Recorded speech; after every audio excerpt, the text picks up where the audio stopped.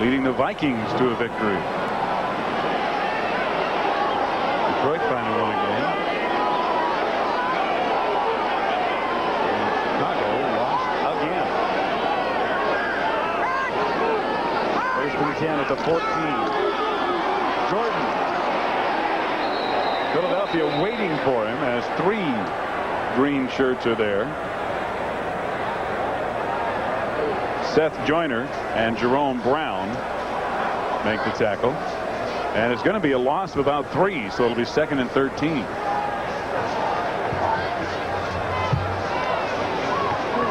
Atlanta losing on a last-second field goal.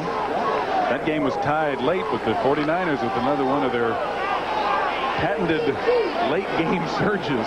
Yeah, I haven't seen them play yet, but everybody says they're a terrific team. They do it in the 4th quarter. Tupa has it knocked away. Whoa. Jerome Brown holds on. Brown rumbling out across the 40 before he's dragged down. Byron Evans tipped the ball out of Tupa's hands, and Jerome Brown got it and brought it back 16 more yards. A defensive lineman's dream, Hank. Does he love it? He'll want some low cuts for the next game after that interception. He's looking now. Tupa back in the pocket. It rolls to his left. Whoop. Goes back to the outside. Can't go there. He's hit on the inside. And watch Brown. He bobbles the ball, but he follows the bouncing ball and goes down the sideline.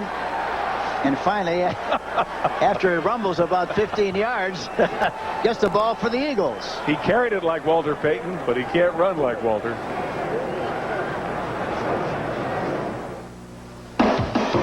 Have been a big part of the story as each team has driven into the other's territory only to be turned away. Tom Tupa, his first NFL start in place of the injured Gary Hogan, out with the bad elbow, and the only points of the game scored on a safety as Phoenix leads 2-0. It is 1st and 10 at the 43 of Philadelphia. Cunningham looking long. Intercepted. Picked off by Cedric Mack. Intended for Mike Quick.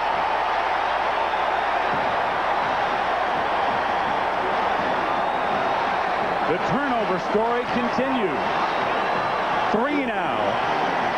Picked off by the Cardinals. You know, the one thing that you can't do, you can't be impatient and make up your mind you're going to throw the ball someplace. Look at this. He decided he's going to throw the ball deep downfield. It was underthrown. The ball's underthrown, and as a result, Cedric Mack is able to come up with the interception. The ball was intended for Mike Quick. Mike was trying to jar the ball loose, I think, but he didn't know exactly where it was. By the time he found out where it was, school was out.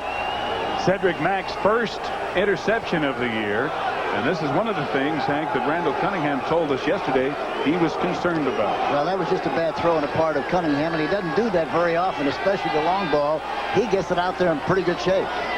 So the Cardinals have it 1st and 10 at their own 15.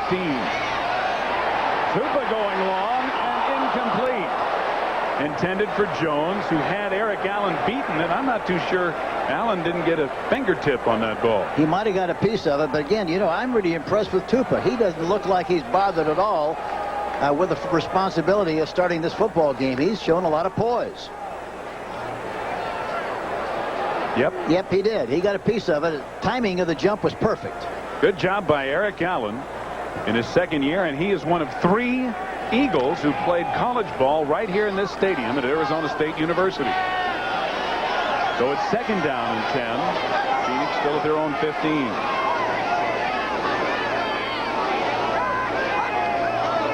Tupa with a quick pass. Jay Novacek not brought down, but certainly stopped. Andre Waters and Byron Evans out there. You know, that's an interesting play. They could call a run in the huddle, and on the line of scrimmage, if the quarterback sees there's any room on the outside, regardless of the fact that it's supposed to be a run, he'll just take the ball and throw it to the outside like he did that time to Novacek, but the defensive back was right there, Jenkins, and made the tackle. Gene Stallings, who has the nickname among the players now of Mr. Goodwrench, because every time he turns around, he has to fix another part of his team. 3rd down.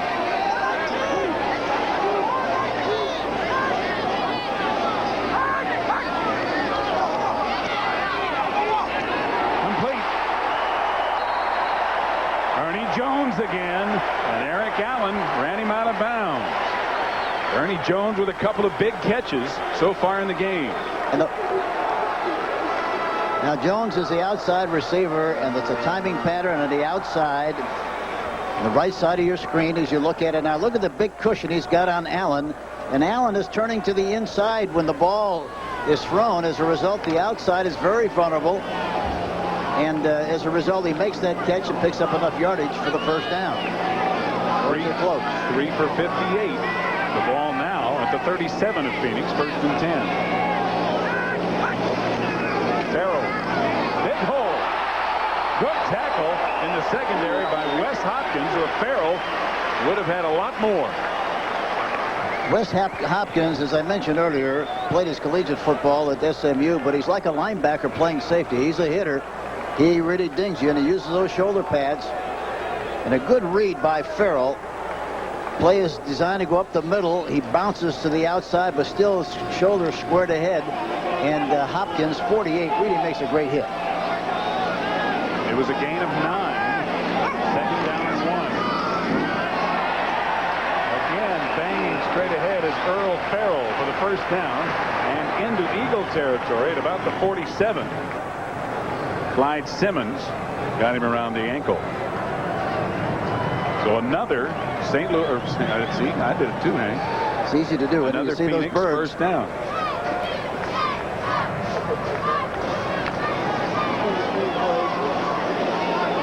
One of the things Gene Stallings said he wanted to do was to pick up good yardage on first down. That's a key in every game, but with the Cardinals wanting to control the football, doubly important.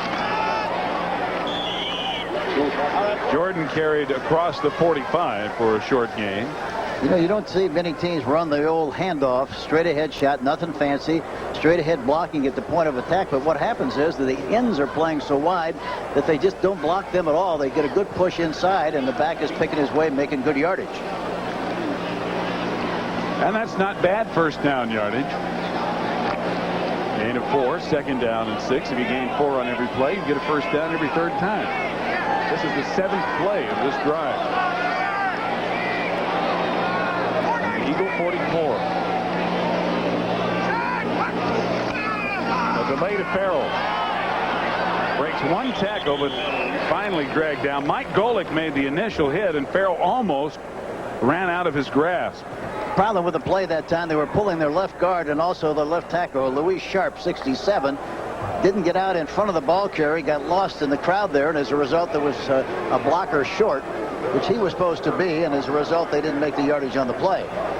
Now on 3rd down and 4, the nickel package offensively for the Cardinals comes in by Sikahema, number 36, and Don Holmes, number 83, an extra wide receiver, and 3 of them are split out wide to the left. 4 wide receivers in the game for Phoenix, and 6 DBs in the game for Philadelphia. Sikahema in motion, and Tripp is going to run it. He has the first down as he slides down at the 37. Covered by Izell Jenkins. And again, excellent judgment by a second-year player, Tom Tupa. A lot of poise on the part of Tupa. You know, I'll tell you the other thing. I'm surprised that he moves as well as he does. I didn't think he could run like he does, but he does a great job. Now look at, he's looking to his left, and then he sees a big hole up the middle. Very decisively makes the decision, takes off and runs, knows exactly where the marker is for the first down, slides into the sideline and makes the necessary yardage for the first down. Really an excellent judgment play on the part of Tom Tupa. Reggie White appears to be injured for Philadelphia with 5:15 to go in the 2nd quarter. The Phoenix Cardinals lead the Philadelphia Eagles 2-0. In Tempe, where Phoenix leads Philadelphia 2-0 here in the 2nd quarter. Reggie White injured on the play, helped from the field and on the bench. Yeah, you know, talking to Reggie yesterday, we talked about how he was playing, and he said he really regrets that he missed training camp as much as training camp because he wasn't as sharp as he should be or would have been had he been in camp. But he had a contract problem, so he stayed out. He said if he had it to do over again, as much as he hates training camp, and what player doesn't, he realizes